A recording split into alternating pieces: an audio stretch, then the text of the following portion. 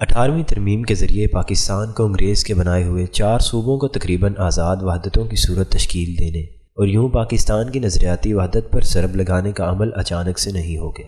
یہ گزشتہ 90 سالوں کی سوچ کا نتیجہ ہے۔ روس میں 1917 میں جب کمیونسٹ انقلاب آیا اور لینن نے آمریت قائم کر دی تو 1919 میں دنیا بھر کی کمیونسٹ تحریکوں کی ایک تنظیم قائم کی گئی جس کا نام کمیونسٹ انٹرنیشنل تھا۔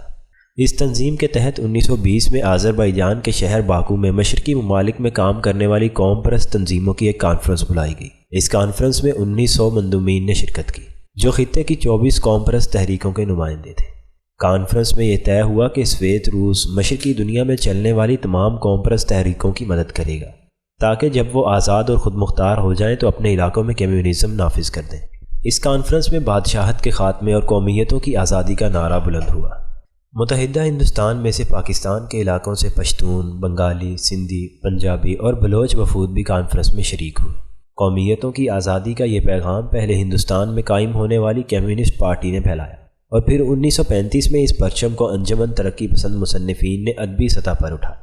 پاکستان کا بننا مغرب کے سیکولر لبرل نظریات اور کمیونزم کے قوم پرستانہ خیالات دونوں کی نفی تھا۔ یہی وجہ ہے کہ پہلے دن سے ہی یہ دونوں طبقات پاکستان کے اساسی نظریے اور قومی وحدت کو پارا پارا کرنے کے در پہ رہے۔ ان قوم پرستوں کو جو لیڈرشپ میسر آئی وہ سب کے سب وڈیرے، جاگیردار، نواب اور سردار تھے جنہیں انگریز ویسے ہی پنجاب، سندھ، بلوچستان اور سرحد میں طاقتور اور سیاسی رہنما بنا چکا تھا۔ اسی لیے وہ اپنے صوبوں کی سلطنت کے محافظ تھے اور اس میں 1 انچ کمی نہیں چاہتے تھے۔ شروع دن سے انہیں پاکستان کی نظریاتی وحدت میں خود کو سمونا بہت مشکل معلوم ہوا۔ ان کی خود مختاری کی خواہش اس لیے نہیں پنپ سکی کیونکہ عوام کی اکثریت اور مسلم لیگ کی نظریاتی قیادت پاکستان کی نظریاتی اساس سے جذباتی طور پر وابستہ تھی۔ لیکن آہستہ آہستہ انہوں نے اپنی تمام کوششوں، پروپیگنڈے اور مسلسل جذباتی نعرے بازی سے ایک ایسی فضا بنائی جس نے ملک کو بظاہر 4 وحدتوں میں تقسیم کر دیا اور آج 18ویں ترمیم کے بعد پاکستان کو اس مقام پر لا کھڑا کیا کہ یوں لگتا ہے یہ 4 مختلف ممالک ہیں جو اپنی علاقائی ضرورت کی وجہ سے اکٹھے ہوئے ہیں، ورنہ ان میں تو کوئی قدر مشترک ہی نہیں ہے۔ نصاب تعلیم علیحدہ کر دیے گئے کیونکہ سندھ کے ہیرو پنجاب کے نہیں اور پنجاب کے ہیرو خیبر پختونخوا کے لیے نہیں ہو سکتے۔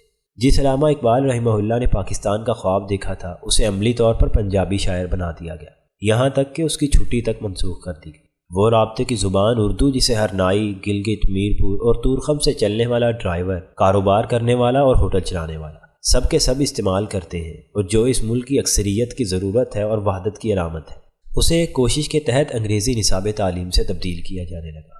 اس تمام تر آزادی و خود مختاری کے بعد اب پروپیگنڈے کی سازش کا عالم یہ ہے کہ امن عامہ، قیمتوں کا کنٹرول، نظام صحت، نظام تعلیم، پولیس، ذرائع آمد و رفت، انصاف، سب کا سب ان صوبائی اکائیوں کی ذمہ داری ہے۔ لیکن گزشتہ 10 سالوں سے ناکامی کی ساری ذمہ داری وفاق پر ڈالی جاتی ہے، یہاں تک کہ صوبوں کے بااختیار وزرائے اعلیٰ بنفس نفیس وفاق کے خلاف خود احتجاج میں شریک ہو رہے ہیں۔ وفاق کی حکومت اب صرف اسلام آباد کے چند مربع میل تک محدود ہے۔ اس کا وہی عالم ہے جو شاہ عالم ثانی کے زمانے میں مغل بادشاہت کا ہوا تھا کہ اس کی حکومت دلی سے پالم تک محدود ہو کر رہ گئی تھی اور پھر انگریز نے اسے تاخت و تاراج کر دیا تھا۔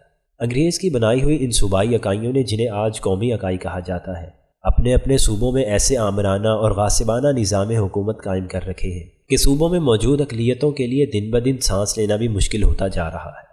وسطی پنجاب سے آپ سرائیکی علاقے کی طرف سفر کریں تو آپ کو فرق نمایاں نظر آئے گا۔ کمزور اور مضبوط دونوں آوازیں سنائی دے گی۔ کراچی کا المیہ تو ایک ایسا ناصور ہے کہ سندھ صوبے کی اکائی نے وہاں ایسے حالات پیدا کیے تھے جن کی کوکھ سے الطاف حسین اور MQM نے جنم لیا۔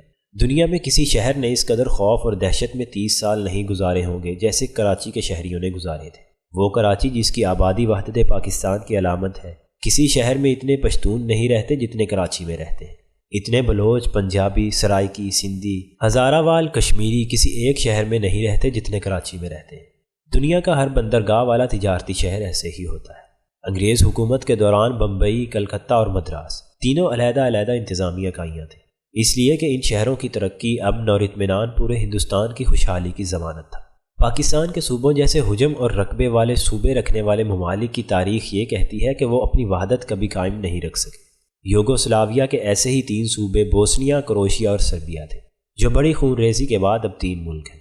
بھارت جو قومیتوں کے حساب سے ہم سے کہیں زیادہ منقسم ہے، اس نے اپنی وحدت کو قائم رکھنے کے لیے خود کو 28 صوبوں میں تقسیم کیا۔